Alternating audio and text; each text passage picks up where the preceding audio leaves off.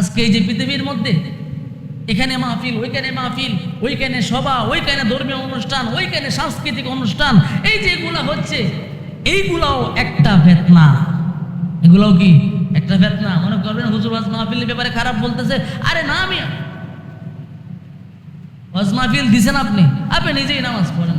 ওয়াজ মাহফিল আপনি দিছেন, আপনার টাকা নাই, এই 10 টাকা 5 টাকা করে মানুষের কাছ থেকে উঠায়া আপনি ওয়াজ মাহফিল দিছেন। কি দরকার আপনাকে? কে বলেছে এভাবে ওয়াজ মাহফিল দেওয়ার জন্য?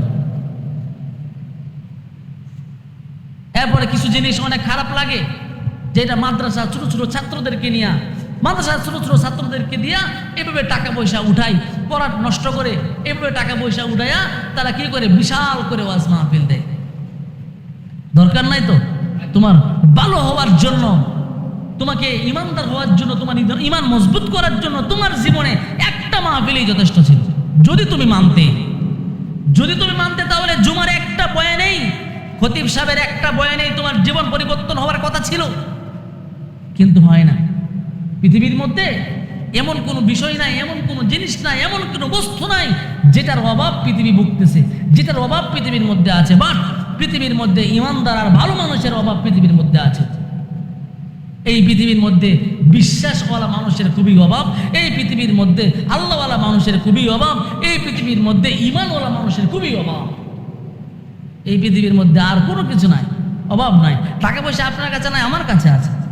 আমার কাছে নাই, আপনার কাছে আছে। আমার বিল্ডিং বাড়ি নাই, আপনার আছে। আমি তো আপনারা দেখতে পাচ্ছি। পৃথিবীতে মাটির ঘর কারো নাই, আমার আছে। আপনি আমারটা দেখেন। সুতরাং এই পৃথিবীর মধ্যে সবকিছুই আছে দেখার জন্য। পাহাড় পর্বত, নদী নালা, খাল বিল, সৌন্দর্যের সমাহার পুরা পৃথিবীর মধ্যে আজকে আল্লাহ বিরাজমান করে রেখেছে।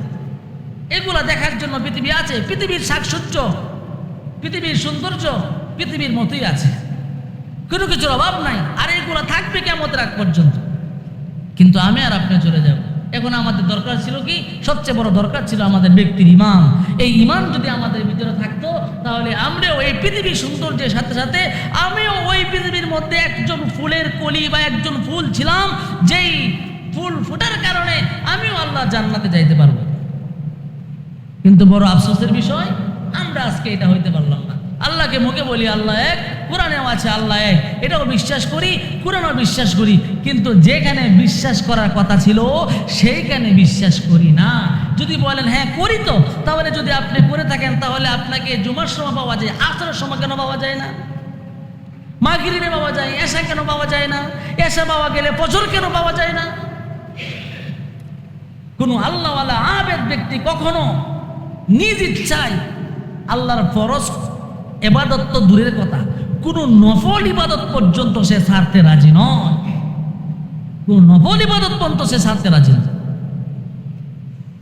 সে 5 ওয়াক্ত নামাজ তো পড়বেই, 5 ওয়াক্ত নামাজের সাথে সাথে সে তাহাজ্জুদ করবে, সে ইশরাক করবে, সে আওয়াবিন করবে, সে আল্লাহ জিকির করবে, সে আল্লাহ কোরআন শিখবে, সে আল্লাহর প্রত্যেকটা বিধানের প্রতি তার জীবনের চাইতেও বেশি মূল্য দিয়ে, গুরুত্ব দিয়ে সে আদায় করবে।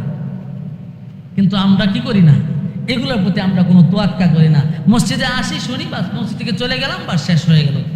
এটার নাম দুনিয়া না, আর এটার নাম জগৎও না, আর এটার নাম আমি ব্যক্তি ও না। আজকে ভাবতেছেন আপনার সাথে অনেকেই আছে, আপনার বন্ধু বান্ধব আছে, আপনার বিবি বাচ্চা আছে, আপনার অনেক ফ্রেন্ড আছে যাদের সাথে আপনি চলতে পারেন, যাদের সাথে আপনি ফিরতে পারেন, যাদের সাথে আপনি খাওয়া দাওয়া করতে পারেন। কিন্তু একটা কথা মনে রাখবেন, যে এই দুনিয়াতে আসার সময় আপনার কোনো বন্ধু ছিল না, এই দুনিয়া থেকে যাওয়ার সময় আপনার কোনো বন্ধু থাকবে না। আপনি আসছেনও একা, যাবেনও একা, এর মধ্যে কোনো সন্দেহ নাই।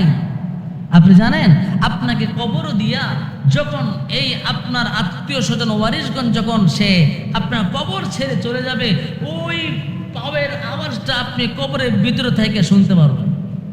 তখন আপনি একটু অনুভব করেন যে আপনার কেমন লাগবে। যদি বলেন যে আমার তো বিশ্বাস হয় না, বা এই সম্পর্কে আমার কোনো ধারণা বা ফিলিংস আমার ভিতরে আসে না, তাহলে আমি বলবো আপনি মেডিকেলে গিয়ে একটু ঘুরে আসেন। আপনি যা দেখেন যে এমআইআর রুমের ভিতরে একের পর এক রুগী সিরিয়াল লাগানো, এমআইআর রোগ ধরা পড়তেছে না, কিন্তু অসুস্থ, উঠতে পারে না, খাইতে পারে না, চলতে পারে না, ডায়ালিসিস। আপনি যা দেখেন কি অবস্থা মানুষের, রক্ত একদিক দিয়ে বের করছে শরীর থেকে, এটাকে ফ্রেশ করে আবার অন্য দিক দিয়ে শরীরের ভিতরে ঢুকাচ্ছে। এইভাবে যতদিন পর্যন্ত করবে ততদিন পর্যন্ত সে জীবিত থাকবে। যেদিন থেকে করা বন্ধ করে দেবে সেদিন থেকে সেও দুনিয়া ছেড়ে চলে যাবে। তো সব কথার এক কথা হলো যে আল্লাহ এক, এটা মনে প্রাণে বিশ্বাস করা। আল্লাহ এক, এটা যেরকম বিশ্বাস করেছেন ঠিক তার যতগুলো কথা জায়েজ বলে হালাল বলে আজকে আল্লাহ কোরআনে বলে দিয়েছেন, এগুলাকে মানা, এগুলাকে বোঝা, সেই অনুযায়ী আমল করা, এটা হলো আপনার ইমানি দায়িত্ব, ইমানি কর্তব্য।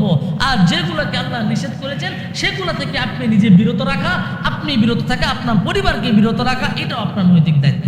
এতগুলো কাজ যতদিন পর্যন্ত করতে পারবেন না ততদিন পর্যন্ত ইমানের যে মজা, যে ইমানের যে স্বাদ, সেটা আপনি আস্বাদন করতে পারবেন।